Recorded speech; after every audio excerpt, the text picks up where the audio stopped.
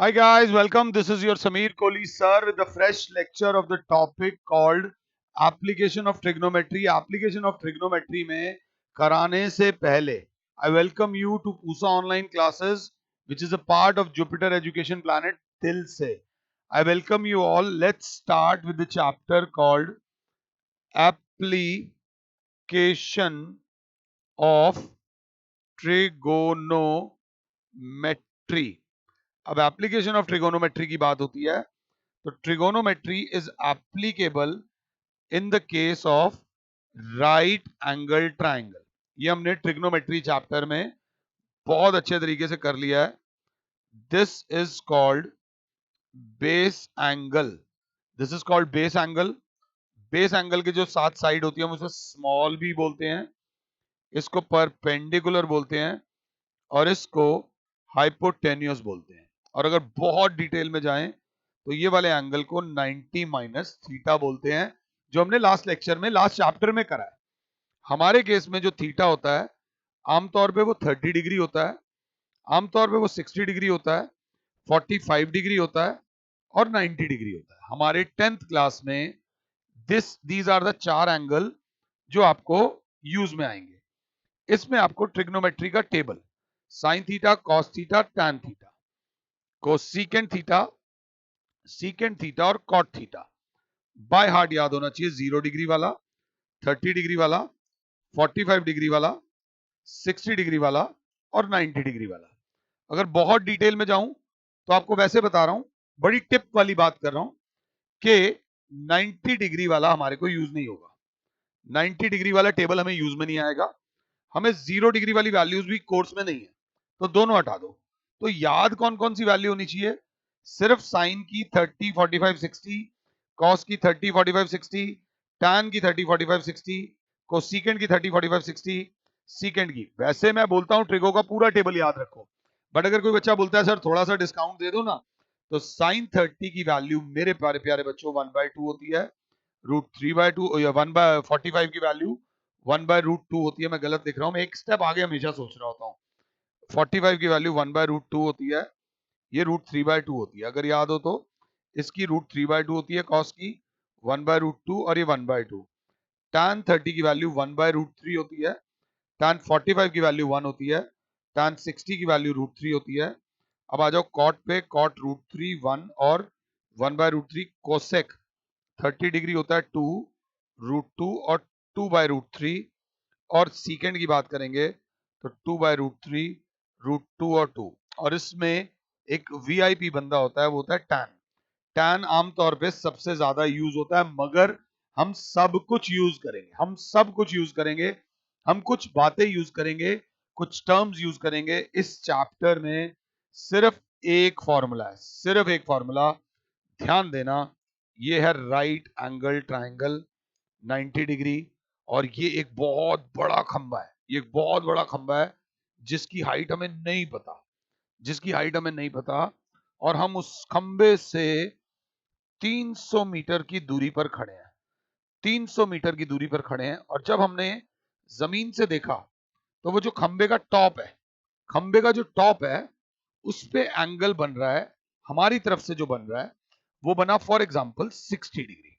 हम जब यहां पे खड़े होकर हमने देखा तो खंबे की टॉप का एंगल बन रहा है 60 डिग्री. इस पूरे चैप्टर में सिर्फ एक फॉर्मूला है. बंदा कहता है यार सर फायदा क्या है इस चैप्टर का? तो हम कहेंगे भाई देख, एक साइड दे रखी है, राइट एंगल ट्राइंगल है, दो साइडें दे रखी होती तो हम पाइथागोरस थ्योरम लगा लेते. क्या लगा लेते? Pythagoras theorem. पहले ना मैं चैप्टर का फायदा बताना चाह रहा हूं. तो इस चैप्टर में एक ही बात है, जो निकालना है अपॉन जो गिवन है वो हमेशा बराबर होगा एक ट्रिगोनोमेट्रिक रेशो के.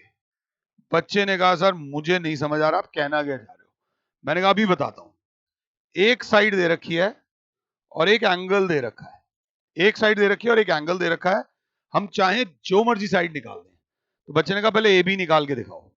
मैंने बोला ए बी निकालनी है, जो निकालना है वो ऊपर, जो निकालना है वो ऊपर, और जो गिवन है, गिवन कौन सी साइड है? बच्चा बोलेगा गिवन है साइड आपकी ये वाली, नीचे वाली, क्या नाम है नीचे वाली साइड का? BC। अब बहुत ध्यान से देखो, तो AB जो है इस राइट एंगल ट्राइंगल की परपेंडिकुलर है, और जो BC है वो बेस है, और परपेंडिकुलर अपॉन बेस होता है tan। परपेंडिकुलर अपॉन बेस होता है tan, और tan में कितने डिग्री? tan में 60 डिग्री। तो बच्चा बोल जाएगा tan 60 डिग्री हो जाएगा। अब इससे फायदा क्या होगा? मैं बोलूंगा AB की जगह लिखा H, BC की जगह लिखा 300, और tan 60 की वैल्यू अब भी टेबल में दी है, √3 होती है, तो H बराबर हो जाएगा 300 √3 मीटर्स। हाइट ऑफ जो निकालनी थी वो 300 √3 आ गई, बिना वहां गए। उस ट्राइंगल के लिए कोई इंची टेप नहीं लिया, कुछ नहीं करा, देख के बता दिया कि उस ट्राइंगल की हाइट कितनी है। वैसे ही हम ये हाइपोटेन्यूज भी निकाल सकते हैं। अब तो खैर पाइथागोरस थ्योरम से भी निकाल सकते हैं, बट पाइथागोरस थ्योरम से थोड़ा लंबा पड़ेगा। तो बेसिकली आपसे कोई पूछता है what is application of trigonometry, लोग कहते हैं ना मैथ्स रियल लाइफ में कहां काम आता है, तो मैथ्स यहां काम आता है।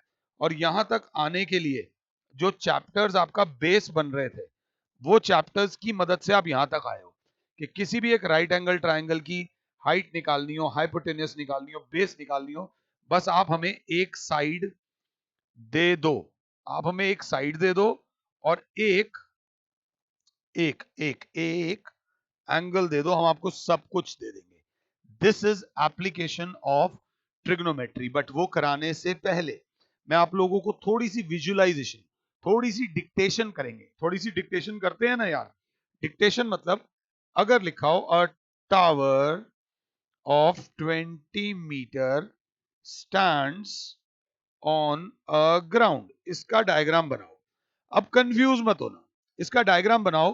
A tower of 20 metres stands on a ground, इसका मतलब क्या है? तो बच्चा कहेगा सबसे पहले ग्राउंड बनाओ, उसके ऊपर एक टावर बनाओ, बस।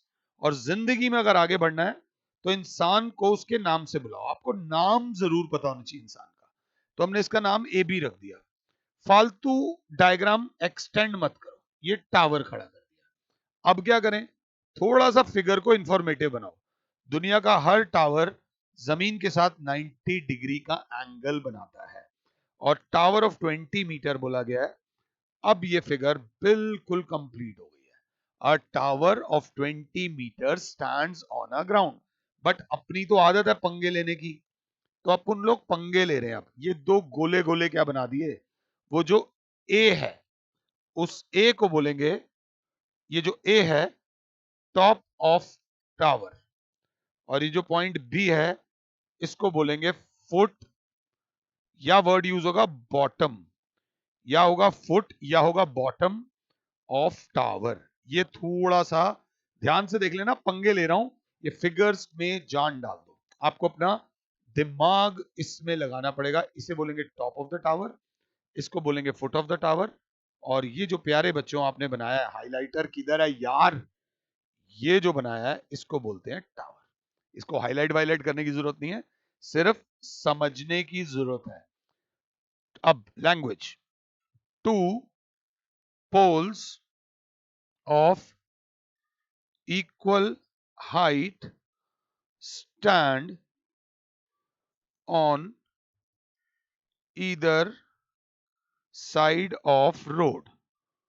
Two poles of equal height stand on either side of a road. तो मेरी क्लास बोलेगी ये रही एक रोड, ROAD रोड। अगर आप रोड वर्ड नहीं भी लिखोगे तो कोई दिक्कत नहीं सर, हमने रोड तो बना दी। अब आपने यहां वर्ड बोला two poles of equal height, ये बात समझना।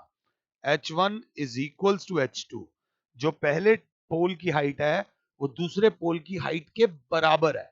बराबर ऑन ईदर, ईदर का मतलब होता है दोनों तरफ।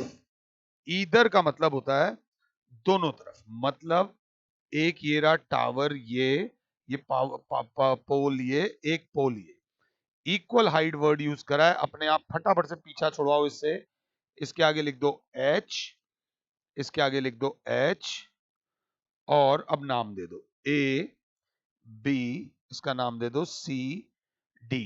To poles of equal height stands on either side of a road. इस तरफ भी और उस तरफ भी इक्वल हाइट के दो टावर्स खड़े हैं। अगर क्लास 7 है तो। अगर पंगे लेने हो तो ये top of pole 1, this is top of pole 2, this is foot of pole 1, this is foot of pole 2। ये दो बातें ध्यान से देख लेना।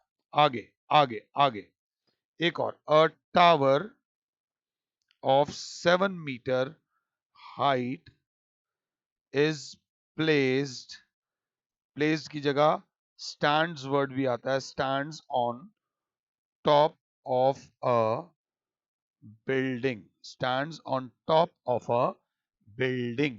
आराम से माता रानी का नाम लो और फिगर बनाने की कोशिश करो। बन जाए तो ठीक है, नहीं तो कोई दिक्कत नहीं, आप जब चाहो मुझे पॉज कर सकते हो, खुद से ट्राई करो। रिकॉर्डेड क्लासेस का यही फायदा होता है that you can pause me any time, it is everything is in your hand guys. ध्यान दीजिएगा। तो हमने बोला tower of height 7 metres, a tower of height 7 metre stands on top of a building. अच्छा, बिल्डिंग के ऊपर, building के ऊपर एक टावर दे रखा है, दिस इज द बिल्डिंग। इस बिल्डिंग के ऊपर एक 7 मीटर लंबा टावर है। अब जरा ध्यान से देखो, दुनिया की हर बिल्डिंग जमीन पर बनती है, जमीन बनाना बहुत ज्यादा जरूरी है। ये जो ए बी बन गया, ये बन गई बिल्डिंग। अगर साथ हो तो हर बार तुम्हें लिखना नहीं है बिल्डिंग बिल्डिंग, तुम्हें पता होना चाहिए। और ये जो बिल्डिंग के ऊपर है इसको बोलते हैं टावर। बिल्डिंग के जो ऊपर है दैट इज कॉल्ड टावर। तो ए बी, इसको नाम दे दो सी, इसको नाम दे दो डी। अब बच्चा बोलेगा सर ये क्या है, सर ये क्या है, सर ये क्या है। ध्यान से, मैं चाहूंगा कि आप यहां कुछ लिखो, आप यहां कुछ लिखो, आप यहां कुछ लिखो। अगर लिख सकते हो तो मुझे पॉज करो और आराम से इसको लिखो। बच्चा बोलेगा सर ये कोई बहुत बड़ी चीज नहीं है, यहां लिख देंगे टॉप ऑफ टावर, इसको लिख देंगे फुट ऑफ टावर, और इसको लिख देंगे फुट ऑफ बिल्डिंग। इतने में एक बच्चा बोलेगा सर कहीं ना कहीं मुझे एक चीज आपसे थोड़ा सा दिक्कत दे रही है, जिसको आपने फुट ऑफ द टावर बोला है, टावर का फुट बोला है, वही पॉइंट तो बिल्डिंग की टॉप है, तो इसी को टॉप ऑफ बिल्डिंग भी बोल सकते हैं। You can say, you can use all these two words. आराम से माता रानी का नाम लो और फिगर को बनाते हुए चलो। This is about application of trigonometry. अब आपकी लाइफ में यूज होने वाले दो वर्ड्स, एलिवेशन। एलिवेशन का मतलब होता है नीचे से ऊपर, ये ध्यान दे लेना। और एक और वर्ड यूज होता है डिप्रेशन, आजकल मीडिया में बहुत है, तो इसका मतलब होता है ऊपर से नीचे। जीवन में एक ऐसा समय आता है जब हमें लगता है कि हमारे अंदर हम जो चाहते हैं वो अचीव कर पाएंगे नहीं कर पाएंगे, और जब अपने कॉन्फिडेंस अपनी एबिलिटीज पे थोड़ा सा डाउट होने लग जाता है तो बंदा थोड़ा बहुत डिप्रेशन में चला जाता है। हो सकता है ऐसा, लंबी जिंदगी है, जिंदगी भर अपने पे विश्वास रहे, कोई गारंटी नहीं है। बट डिप्रेशन से बचने का बेस्ट पार्ट जो टाइम होता है, तरीका होता है, वो होता है बात करो अपने, जो इतने सालों में जो रिलेशन बनाए अपनों से बात करो। भगवान ना करे अगर कोई अपना नहीं है, so there are so many NGOs. अब आप टेक्नोलॉजी की वर्ल्ड में है कि आई एम इन डिप्रेशन, तो if I am in depression तो मैं वहां बात करूंगा। There are so many organisation which are there to help you. और अगर आज आप किसी की मदद लेते हो तो इससे आपका फायदा नहीं है, इससे आप आने वाले समय में और 100,000 लाखों लोगों की मदद कर सकते हो। You become a source. समझो, हर वो चीज जो सिखाती है, जो टीचर है, हर वो चीज जो सिखाती है वो कभी ना कभी तो खुद भी सीखती है। तो भगवान ना करे, if you are fighting depression, don't go in total silence, talk to your loved ones. And उसमें ये भी पता चल जाएगा they are they really your loved ones. अगर if they are really your loved ones, they will help you to rise, and if they are not, तो आपको एक बार ये पता चल जाएगा, यार ये मेरे लव्ड वंस नहीं थे। It will help you to realise कि कौन मेरा अपना है, कौन मेरा पराया है। आई एम सॉरी, मैं टॉपिक से थोड़ा बाहर चला गया, बट ये जरूरी था। एलिवेशन का मतलब होता है नीचे से ऊपर। जब हम नीचे से ऊपर देखते हैं दैट इज कॉल्ड एलिवेशन। जब हम ऊपर से नीचे देखते हैं तो दैट इज कॉल्ड डिप्रेशन। इसमें मेरी नौकरी जा सकती है, बिल्कुल आराम से मेरी नौकरी जा सकती है, अगर मैं ये फिगर बना दूं तो। नहीं, हमेशा सबसे ज्यादा इज्जत देना बेस लाइन को। ये बेस लाइन बहुत जरूरी है, ये बेस लाइन बहुत जरूरी है। डिप्रेशन मतलब ऊपर से नीचे, बेस लाइन बहुत जरूरी है। बेस लाइन बहुत जरूरी है। हॉरिजॉन्टल लाइन, एंगल हमने पढ़ना है, angle of elevation, angle of depression. एक होता है एंगल ऑफ एलिवेशन, एक होता है एंगल ऑफ डिप्रेशन। तो एलिवेशन वाला एंगल जो होता है वही होता है जब हम नीचे से ऊपर देखते हैं, इस एंगल को बोलते हैं थीटा। इस एंगल को नहीं लेते। इस एंगल को क्यों नहीं लेते, कोई बता पाएगा? अगर कोई बता पाएगा तो मुझे बहुत खुशी होगी। जो ट्रिगोनोमेट्री होती है वो राइट एंगल ट्राइंगल में लगती है। राइट एंगल ट्राइंगल में अगर लग रही है तो बाकी दोनों एंगल्स को एक्यूट होना पड़ेगा 10th लेवल तक। 10th तक, 11 12 में हम इनको बड़ा कर देंगे, बट 10th लेवल तक दोनों एंगल्स को एक्यूट होना पड़ेगा। ये बात ध्यान से देख लीजिएगा। तो ये एंगल नहीं लिया जाएगा। एलिवेशन का मतलब है नीचे से ऊपर। सबसे पहले बेस लाइन नीचे से ऊपर, आराम से ऐसे ही पंगे ले रहा हूं। अब ये वाला एंगल बेस लाइन ऊपर से नीचे, बट ये एंगल ऑब्ट्यूज है तो ये एंगल नहीं लिया जाएगा। ऊपर से नीचे ये वाला एंगल, ये θ1 ले लो, ये θ2 ले लो, इसको बोलेंगे एंगल ऑफ डिप्रेशन। जब हम ऊपर से नीचे देखते हैं दैट इज डिप्रेशन। छत से नीचे की तरफ देख रहे हो, सपोज छत से नीचे की तरफ देख रहे हो, तो ये रही आपकी छत। छत से नीचे की तरफ देख रहे हो तो सबसे पहले बेस लाइन बनेगी। सबसे इंपॉर्टेंट है बेस लाइन। नीचे गली में एक पत्थर पड़ा हुआ है, आप उसको देख रहे हो, तो जो आप पत्थर को देख रहे हो, ये वाला एंगल हॉरिजॉन्टल बेस के साथ जो एंगल बनता है that is called angle of depression. इसको बोलेंगे angle of depression of a stone on the road is 30 degree. अब बच्चे ने कहा सर थोड़ा सा ना आपकी इस फिगर में एक गड़बड़ है, आपने छत बोला है, तो थोड़ा इसको नाम दे दो, A B C dot dot dot dot D. ये आप खड़े कहां पर हो? छत के ऊपर। सो आप लिखो from the top of a building. From the top of a building, the angle of depression of a stone on the road is 30 degree. If, ठीक है, यहां if building is 20 meters high, if building is 20 meters high, how far is the stone from foot of building? Mata Rani का नाम लो और इसको आराम से solve करो, आराम से इस फिगर को सॉल्व करो, कोई ऐसी बड़ी बात नहीं है। How far is this from the foot of the building? थोड़ा सा ध्यान से देख के करो, फटाफट से करो, अगर कर सकते हो तो। मुझे पॉज कर दो, तो बच्चा बोलेगा सर सबसे पहले आपने हमें दिया है from the top of a building, ये रहा बिल्डिंग, ये बिल्डिंग की top, the angle of depression. Depression के लिए ये लाइन बनानी बहुत ज्यादा जरूरी थी। Angle of depression of the stone on the ground is 30 degree. If the building is 20 meter high, if the building is 20 meter high, how far is the stone? How far is the stone from the foot of the building? Okay, foot of the building ये रहा, इन दोनों के बीच का distance निकालना है। इस distance को मान लेंगे x। थोड़ा सा लाइंस एंड एंगल्स पढ़ा था 9th क्लास में। अगर ये 30 डिग्री है तो ये भी 30 डिग्री हो जाएगा। ऑल्टरनेटिव इंटीरियर एंगल्स, कुछ बच्चे ये गलती कर बैठते हैं, ये एंगल बनाना भूल जाते हैं। आंसर बिल्कुल परफेक्ट आएगा बट मार्क्स परफेक्ट नहीं मिलेंगे, क्योंकि एंगल ऑफ डिप्रेशन दिखाना जरूरी है। अब अपना एक ही रूल है, जो साइड निकालनी है इन ट्राइंगल ए बी सी, जो निकालनी है वो ऊपर, जो दे रखी है वो नीचे। अब अगर बहुत ध्यान से देखो तो बी, BC जो है वो बेस है और ए बी जो है वो परपेंडिकुलर है। बी अपॉन पी को बोलते हैं कॉट थीटा, और कॉट 30 डिग्री क्लास बोलेगी B C, X upon A B की जगह आ जाएगा 20, और कॉट 30 की वैल्यू याद होनी चाहिए, कॉट 30 की वैल्यू √3 होती है। कुछ वैल्यूज हमें याद है, तुम्हें 10th में या 10th के एंड तक वैल्यूज याद हो जाएंगी, कोई दिक्कत नहीं है। तो x की वैल्यू आ जाएगी 20√3 यूनिट्स, मीटर्स मीटर्स मीटर्स बोला है, मीटर्स बोला है तो आंसर मीटर में जरूर लिखना। अगर कहीं मैंने नहीं लिखा तो मेरी ये मीटर्स है तो मैंने हाँ मीटर लिखा है, मैं देख रहा था कहीं मुझसे गलती ना हो गई हो। तो सिंपल सी बात है, एक फिगर को देखते हैं, आओ एक फिगर को देखते हैं और देखते हैं, फिर मैं कहूंगा इसकी इंग्लिश लिखो।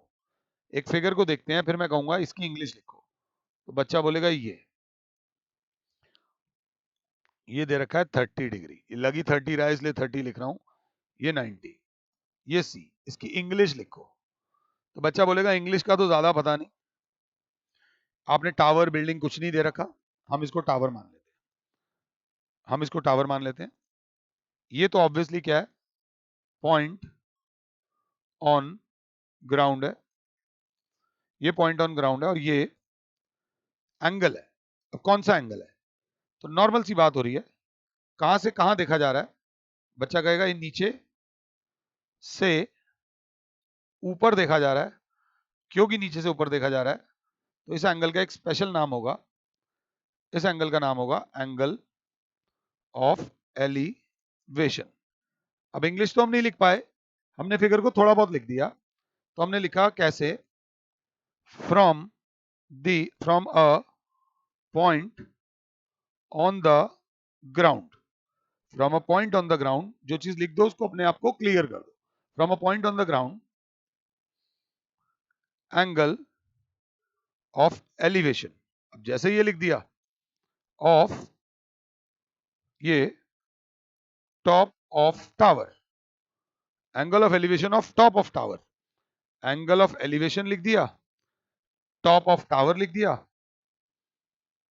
Is found to be 30 degree. चलो भाई तेरा भी नाम ले लिया, तेरा नाम लिया तो नाम ले लिया। अब बस दैट्स इट, कुछ नहीं।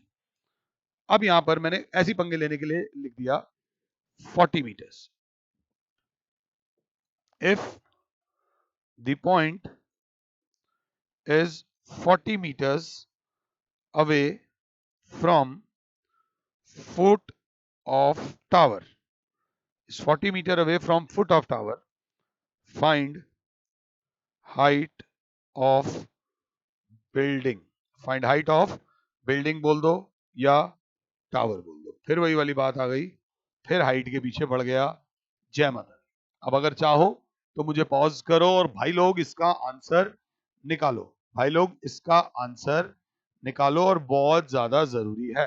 तो बच्चा बोलेगा जो दे रखा है वो जो निकालना है वो ऊपर A B in triangle A B C, A B upon B C perpendicular upon base is equals to tan 30। बच्चा कहेगा इस बार फॉर्मूला नहीं लिखा, परपेंडिकुलर अपॉन बेस। अब थोड़ा सा लेवल बढ़ाओ, परपेंडिकुलर अपॉन बेस tan होता है और बेस एंगल 30 है तो tan 30। अब perpendicular h upon 40 is equals to tan 30 is 1 upon √3। tan 30 की वैल्यू 1/√3 हो गया है, इसे ऊपर ले जाओ, h इज इक्वल्स टू आ जाएगा 40 अपॉन √3, h आ जाएगा 40 upon √3।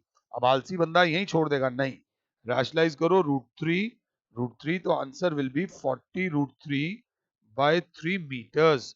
The height of the tower is 40√3/3 meters। अगर कहीं पे दे रखा हो कि √3 इज इक्वल्स टू 1.73 तो लिख देना, अगर कहीं पे दे रखा हो कि √3 की वैल्यू 1.73 है तो लिख दीजिएगा। इस तरीके से इस चैप्टर में हमें धीरे धीरे आगे बढ़ना है, कोई ज्यादा हाई तौबा नहीं करनी। सपोज अगर इसकी इंग्लिश लिख दो तो मजा आ जाएगा, मजा, मैं कह रहा हूं मजा आ जाएगा। अगर आप इसकी इंग्लिश लिख दो तो मैं फैन हो जाऊंगा आप लोग का, मैं आप लोग का फैन वैसे भी हूं। बेटा तुम बच्चे ही हो जो हमारी जिंदगी आगे हमें पॉपुलर बनाते हो, and thanks to this internet thing कि हम लोग इतने दूर दूर के बच्चों से कनेक्ट हो पाते हैं। ध्यान दीजिएगा, 30 डिग्री 45 डिग्री आपका नाम है लाइट हाउस, आपका नाम है लाइट हाउस, और आपको हमने 100 मीटर की हाइट दे दी। अब हमने बोला इंग्लिश लिखो। हमने बोला यहां पर एक शिप है, शिप 1 नाम दे दिया। यहां पर एक और शिप है, लाइट हाउसेस वहां पर होते हैं, शिप 2। मैं आपसे कह रहा हूं फिगर बनी पड़ी है, इंग्लिश लिखो। मुझे पॉज करना ठीक 2 मिनट के लिए और इंग्लिश लिखो। तो बच्चा बोलेगा अब कैसे करें सर? यह है top of light house, from top of light house. From top of light house बोलते ही चल भाई तेरी जरूरत होगी। ऊपर से नीचे देख रहे हैं, ऊपर से नीचे देख रहे हैं, एंगल्स ऑफ डिप्रेशन, ऊपर से नीचे of two ships. Two ships बोला तो आप भी गए, आप भी गए। On either side of it. Either side का मतलब एक इस तरफ है और एक इस तरफ है, दोनों एक तरफ नहीं है, एक इस तरफ है और एक इस तरफ है। On either side of it are found to be 30 degree and 45 degree respectively. कौन गया? 30 डिग्री भी गया, 45 डिग्री भी गया। If the light house is 100 meters above ground. If the lighthouse is 100 meters above ground, चलो भाई आपका भी यूज कर लिया। Find distance between two ships। इस तरीके का क्वेश्चन आ सकता है। हमें ये डिस्टेंस निकालना है CD। तो हम एक बच्चा, प्यारा सा बच्चा बोलेगा इस डिस्टेंस को ले लो X और इस डिस्टेंस को ले लो Y। अभी भी बोलूंगा कि मुझे पॉज कर दो और एक बार खुद से ट्राई करने की कोशिश करो। अब बच्चा बोलेगा सर कैसे करें? तो मैं बोलूंगा बिल्कुल चिल करें। सबसे पहले ये देखिए मैं ये क्या कर रहा हूं। बच्चा कहेगा सर ये ड्राइंग ड्राइंग मत खेलो। आपने ड्राइंग करी, आपने ड्राइंग करी ट्राइंगल ए बी और सी में। तो सबसे पहले मेरी क्लास बोलेगी इन ट्राइंगल ए बी सी जो निकालना है वो ऊपर, तो ये निकालना है, BC निकालना है। BC अपॉन जो दे रखा है वो नीचे, BC अपॉन AB। अगर किसी को कोई दिक्कत हो तो बेस अपॉन परपेंडिकुलर होता है कॉट, और कॉट में ये 30 है तो ये भी ऑल्टरनेटिव इंटीरियर एंगल से 30 हो जाएगा। मैं रीजन नहीं लिख रहा हूं, तुम्हें भी नहीं लिखना, सीधा लिख देना कॉट 30। बस कॉट 30 की वैल्यू याद रखना √3। BC बराबर है x upon 100 is equals to √3। तो x की वैल्यू आ जाएगी 100 √3 मीटर्स। x की वैल्यू आ जाएगी 100 √3 मीटर्स। चलो कम से कम थोड़ा तो आगे आए। तो क्या सर दो दो ट्राइंगल भी आएंगे? मैं कहूंगा हाँ जी सर, दो दो ट्राइंगल आ सकते हैं। अब मैं क्या करने वाला हूं, काफी बच्चों को पता है किस ट्राइंगल में मैं क्या चाल चलूंगा। Most of the students know similarly in triangle ABD, ABD, BD upon AB is equals to BD upon AB। फिर वही base upon perpendicular is cot 45 जिसकी वैल्यू होती है 1। तो BD है Y upon 100 is equals to 1। तो Y is equals to 100 metres. वो 100 √3 है तो ये 100 मीटर्स है।